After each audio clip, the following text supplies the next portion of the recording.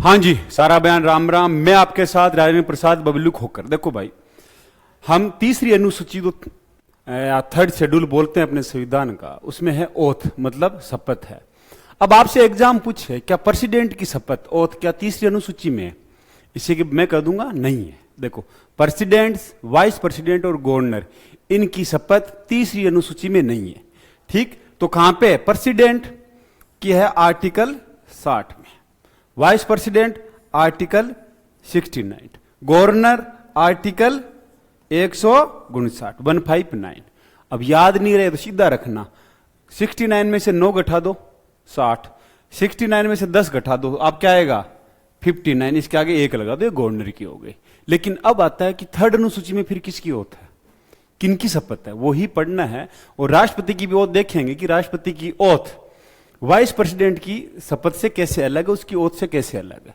अब देखो, थर्ड अनुसूची में 7 आदमियों की शपथ है। किनकी? 7 की। अब 7 कौन कौन याद करना है, समझना है, सारों की शपथ भी देखेंगे। तो पहले देखो, यहां पे लिखा आर्टिकल 75। तो आर्टिकल 75 किससे संबंधित है? कैबिनेट मिनिस्टर, मतलब प्राइम मिनिस्टर और कैबिनेट मिनिस्टर की ओथ कहां पे है? सेंटर की 75। यह तो हुआ सेंटर का पीएम और कैबिनेट मिनिस्टर। अब स्टेट में भी क्या है? सीएम है, उसका भी कैबिनेट है।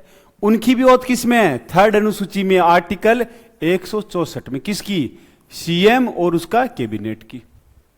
दूसरा, यहां पे हम देखते हैं आर्टिकल 99 कि कितना? 99 थर्ड अनुसूची में दे रखा है आर्टिकल 99। मेंबर ऑफ पार्लियामेंट, मतलब राज्यसभा और लोकसभा के मेंबर की शपथ किसमें? आर्टिकल 99 में है। किसकी? लोकसभा और राज्यसभा के मेंबर की। तो उसी तरह 188 188 कितना? 188 इसमें किसकी है? एमएलए की या एमएलएसी की। मेंबर ऑफ लेजिस्लेटिव काउंसिलिंग है जिन स्टेटों में, उनकी। और एमएलए की ओथ कहां पे? 188 नंबर आर्टिकल के तहत कहां पे? थर्ड शेड्यूल में। इसके साथ साथ अब देखो, 124 किसका है? Supreme court. 124 का 6, इसमें ओथ किसकी है? सुप्रीम कोर्ट की। तो हाई कोर्ट की कहां पे? कौन से आर्टिकल में? 219 में हाई कोर्ट के जजों की है। इनकी सारों की शपथ किस में मिलेगी हमको? 7 शेड्यूल में। क्या प्रेसिडेंट की है ओथ? सॉरी, थर्ड शेड्यूल में इन 7 जनों की ओथ क्या प्रेसिडेंट की है? नहीं है। वाइस प्रेसिडेंट की है? नहीं है। गवर्नर की है? नहीं है। इन तीनों की कहां पे है? प्रेसिडेंट की आर्टिकल 60, वाइस प्रेसिडेंट की 69 और गवर्नर की 159 ये गवर्नर की ओथ है। तो थर्ड शेड्यूल में नहीं। अब इसके साथ साथ थर्ड शेड्यूल में एक आदमी की ओथ है जो इंपॉर्टेंट है, वो है आर्टिकल 148। किसकी? सीएजी, कंप्यूटर तथा ऑडिटर जनरल है। इसकी ओथ सुप्रीम कोर्ट के जज की ओथ है, सेम होती है, एकदम डिट्टू होती है, केवल नाम बदला जाता है। वहां सुप्रीम कोर्ट का जज और इसके जगह लिखा जाता है सीएजी, है महालेखा नियंत्रक। अब देखो, हम ओथ के बारे में आया, मैंने कहा तीसरी अनुसूची में। तो आपसे कोई पूछे कि थर्ड अनुसूची में किस किस की ओथ है, तो केंद्रीय मंत्री मतलब प्राइम मिनिस्टर भी है। तो आर्टिकल क्या लिखोगे? 75। कौन दिलाएगा? राष्ट्रपति। राज्य का मुख्यमंत्री और उसका कैबिनेट मिनिस्टर, आर्टिकल 164। ओथ कौन दिलाएगा? राज्यपाल। संसद का सदस्य, आर्टिकल कौन सा आएगा? 99। शपथ कौन दिलाएगा? राष्ट्रपति या राष्ट्रपति द्वारा नामित कोई अधिकारी, जिसे प्रोटर्म स्पीकर बोलते हैं हम इसको, है ना? कौन? 99। अब आता है राज्य का विधानमंडल का सदस्य, उसको ओथ कौन दिलाएगा? या तो राज्यपाल या राज्यपाल किसी को नियुक्त करता है। तो आर्टिकल कौन सा आ जाएगा? 188। इसके साथ साथ सुप्रीम कोर्ट का न्यायाधीश है, सुप्रीम कोर्ट का चीफ जस्टिस ऑफ इंडिया या सुप्रीम कोर्ट का कोई भी जज हो, इन दोनों को ओथ कौन दिलाएगा? राष्ट्रपति। आर्टिकल 124। न्यायाधीश, कौन सा न्यायाधीश? हाई कोर्ट का चीफ जस्टिस या हाई कोर्ट का न्यायाधीश, उनको आर्टिकल 219 के तहत कौन ओथ दिलाएगा?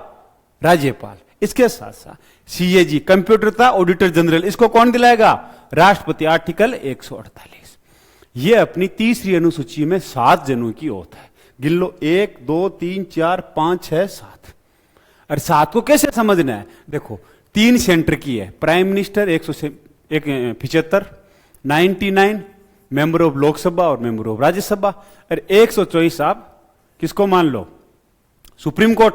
अब ऐसे ही यहां पे 164 सीएम और एमएलए 188 है। एमएलए का क्या आ जाएगा 188 आ जाएगा और 219 किसका आ जाएगा हाई कोर्ट के जजों की।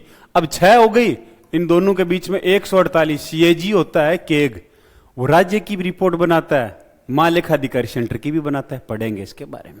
अब देखो आगे देखते हैं कि एग्जाम आपसे क्या पूछे। सबसे पहले राष्ट्रपति की ओथ है, क्या उसमें एकता अखंडता क्या है राष्ट्रपति की शपथ में? देखो आर्टिकल 60 में है, तीसरी अनुसूची में राष्ट्रपति की शपथ नहीं है, ये गांठ बांध लेना है ना। 60 आर्टिकल ये कॉन्स्टिट्यूशन का लेके आया हूं, मैंने कुछ ऐड नहीं किया, कोई वैल्यू एडिशन नहीं है, भारत के संविधान में ऐसे लिखा है कि राष्ट्रपति द्वारा शपथ पत्र। राष्ट्रपति को शपथ कौन दिलाएगा? सुप्रीम कोर्ट का जज। कौन दिलाएगा?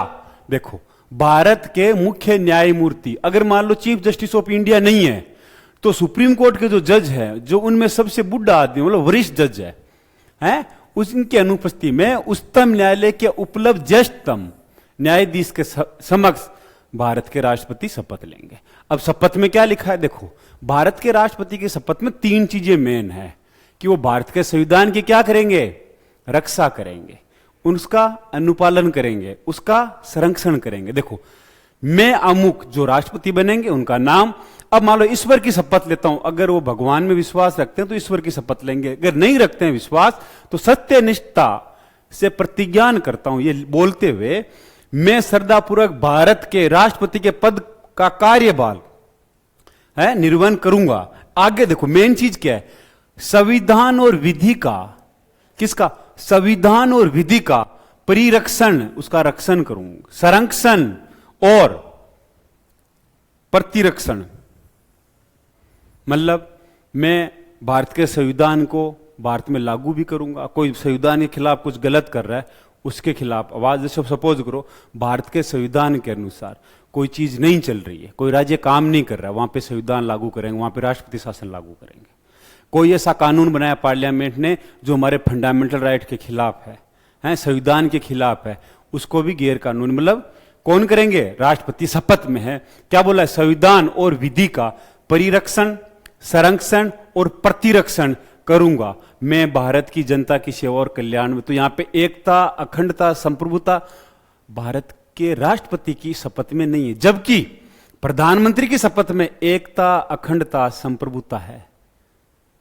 चीफ जस्टिस ऑफ इंडिया में भी है, चीफ जस्टिस ऑफ इंडिया की ओथ में यह नहीं मिलेगा कि वो संविधान की और विधि की रक्षा करेंगे।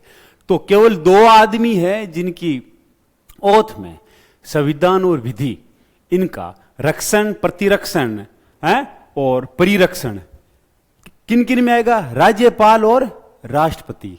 कभी भी उपराष्ट्रपति की ओथ में नहीं आएगा, ना ही उपराष्ट्रपति की ओथ में संप्रभुता अखंडता है। देखो अब आते हैं उपराष्ट्रपति की ओथ पे। उपराष्ट्रपति की ओथ है, आप देखो ये शपथ है, आर्टिकल 69 है, 3rd शेड्यूल में नहीं है उपराष्ट्रपति की ओथ। क्या है?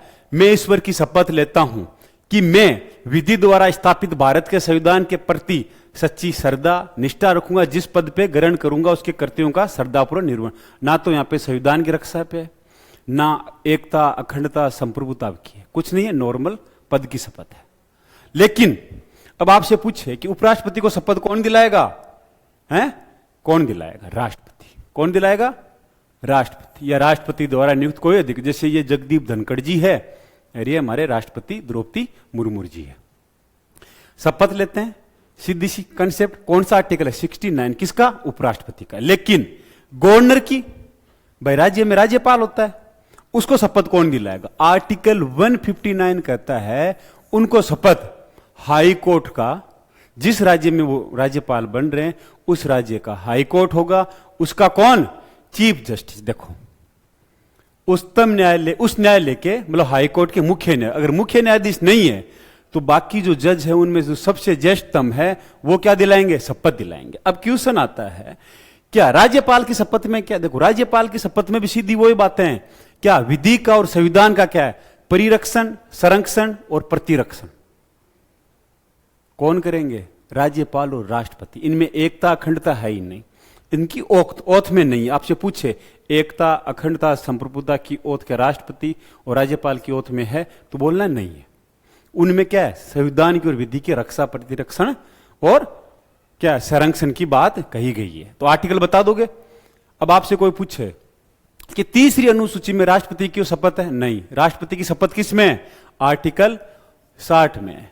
आर्टिकल 69 वाइस प्रेसिडेंट, आर्टिकल 159 मतलब 159 में गवर्नर की है।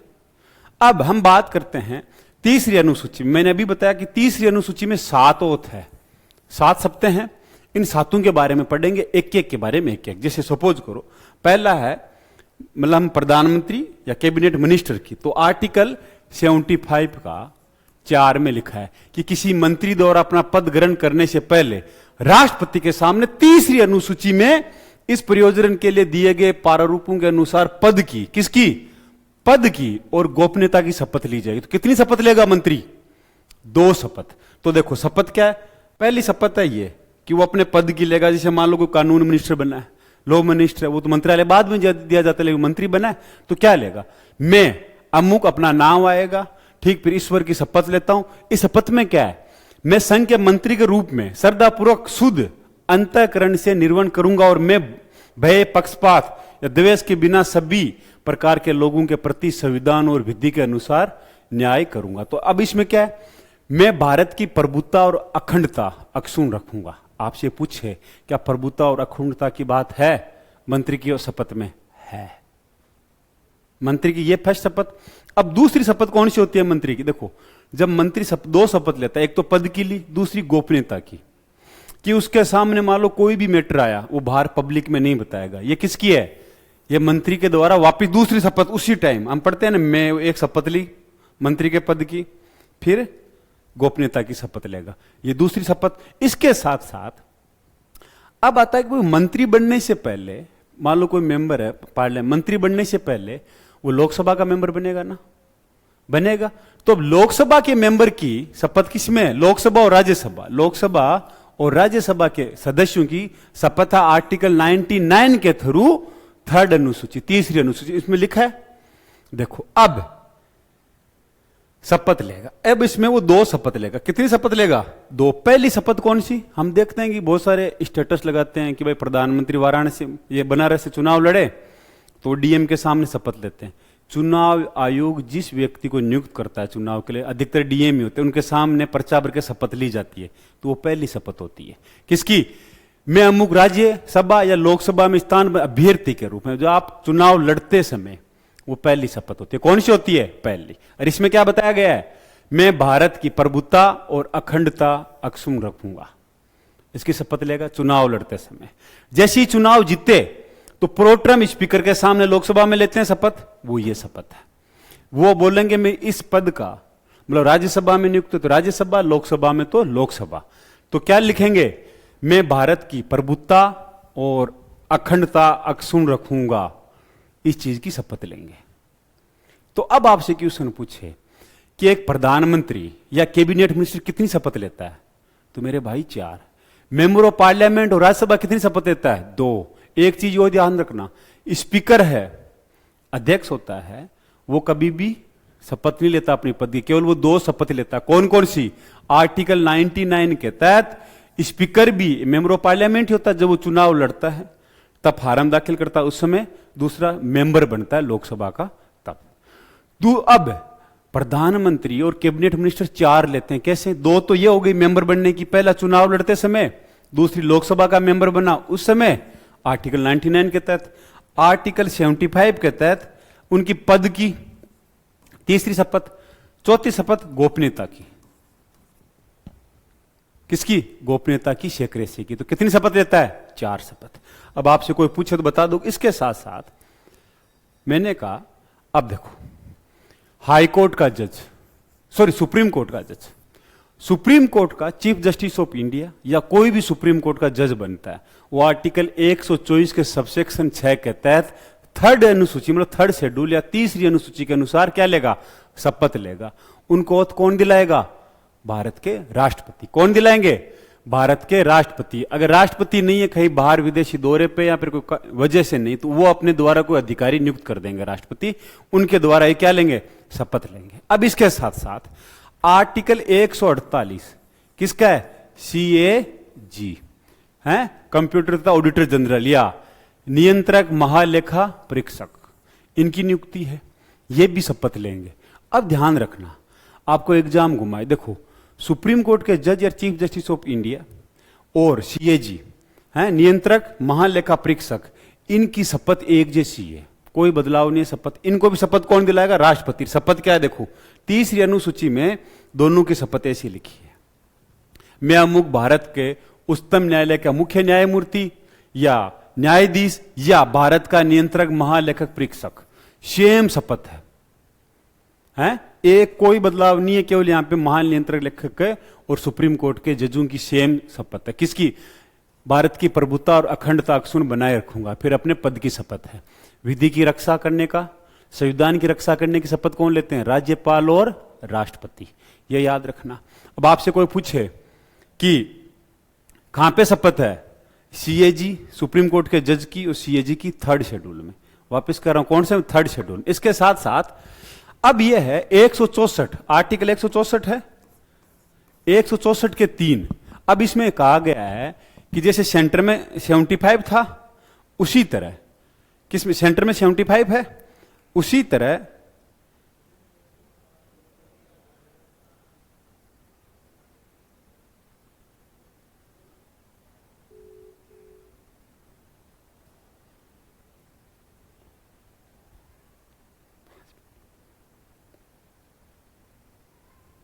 जैसे सेंटर में 75 के थ्रू कौन लेते हैं? प्रधानमंत्री और कैबिनेट मिनिस्टर। उसी आर्टिकल 164 में तीसरी अनुसूची में कौन लेंगे? सीएम और वहां के कैबिनेट मिनिस्टर। किसी मंत्री द्वारा अपना पद ग्रहण करने से पहले राज्यपाल तीसरी अनुसूची में इस प्रयोजन के लिए दिए गए प्रारूपों के अनुसार उसको पद की और गोपनीयता की शपथ दिलाएंगे। किसकी? 2 शपथ हो जाएगी, पद की और गोपनीयता की। तो आपसे कोई पूछे पद की और गोपनीयता की शपथ लेता है मंत्री, कौन सा स्टेट का है? सारे तो उनका नाम आ जाएगा, क्या रहेगा?